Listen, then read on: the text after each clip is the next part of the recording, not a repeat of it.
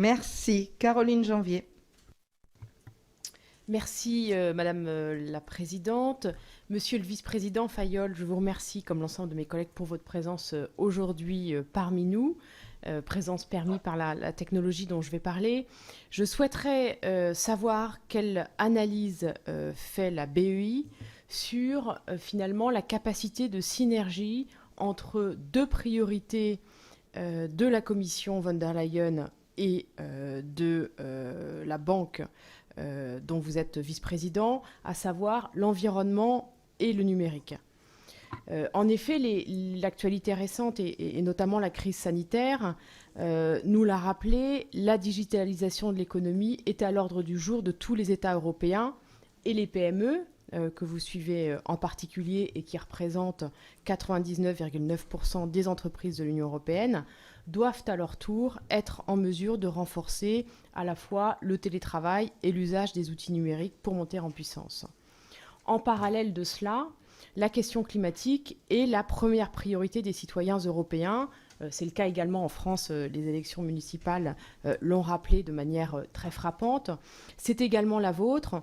Et la crise de la Covid-19 nous rappelle l'importance d'une biodiversité saine et riche pour limiter les risques sanitaires pour l'ensemble des espèces et notamment les êtres humains. Je connais l'engagement de la BEI dans ce domaine et je la salue. Ma question est la suivante. Nous réalisons peu à peu l'importance de la pollution numérique, par exemple s'agissant des matières premières des outils informatiques et le caractère énergivore des serveurs. Selon l'ADEME, le numérique consomme près de 10% de l'électricité mondiale. Donc on le sait, nos concitoyens peuvent agir à leur échelle, notamment, je crois que c'est important de le rappeler ici, en limitant le nombre d'emails et en supprimant ceux qui sont inutiles, soit à peu près 80% des emails que nous recevons et que nous n'ouvrons pas. Mais à l'échelle de la BEI, je souhaiterais connaître votre analyse sur la stratégie à mettre en œuvre pour combiner investissements environnementaux et investissements dans le numérique. Peut-être un mot sur la question du numérique et de l'environnement. Alors, là encore, je crois que c'est un assez bon exemple de ce qu'on essaye de faire dans notre action auprès des différents partenaires et on finance des projets dans le numérique, que ce soit auprès de régions ou d'entreprises ou d'institutions étatiques. Alors d'abord, nous ne finançons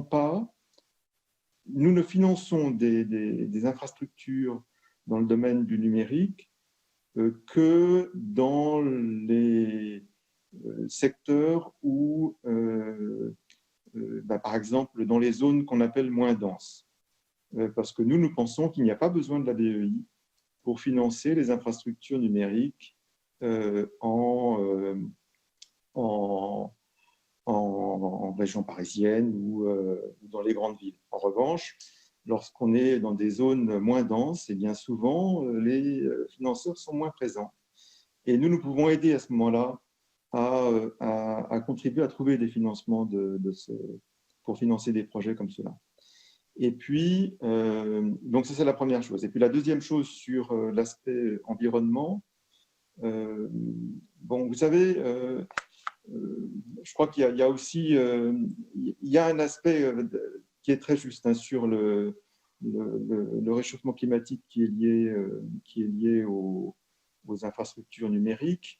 Et en même temps, nous faisons attention. Par exemple, on a financé une entreprise du domaine du numérique, sa stratégie numérique qui s'appelle IAD en France. Et ce que nous avons, là où nous avons signé ce projet, eh bien, c'est un endroit où ils ont effectivement, il y a un certain nombre de ces institutions numériques chauffent, et en fait, ils utilisent cela pour l'alimentation du quartier, en l'occurrence de Paris, où ces installations ont été installées. Et c'est vrai que c'est un sujet sur lequel il faut qu'on soit vigilant.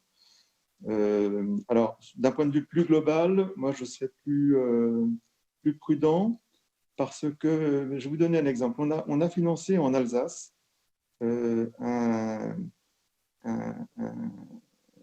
installation de numérique, et j'avais vu à l'époque le maire d'un village qui avait été d'ailleurs choisi comme le plus joli village de France au début des années 2010. Et il m'avait raconté qu'il avait eu à l'époque avec le président de la région Alsace un échange dans lequel le président lui disait alors tu vas me demander des installations touristiques supplémentaires, des parkings, etc. Et lui avait dit non, moi je voudrais que vous m'aidiez sur le numérique. Parce que si je veux garder les jeunes dans le village, eh bien c'est très important qu'on puisse avoir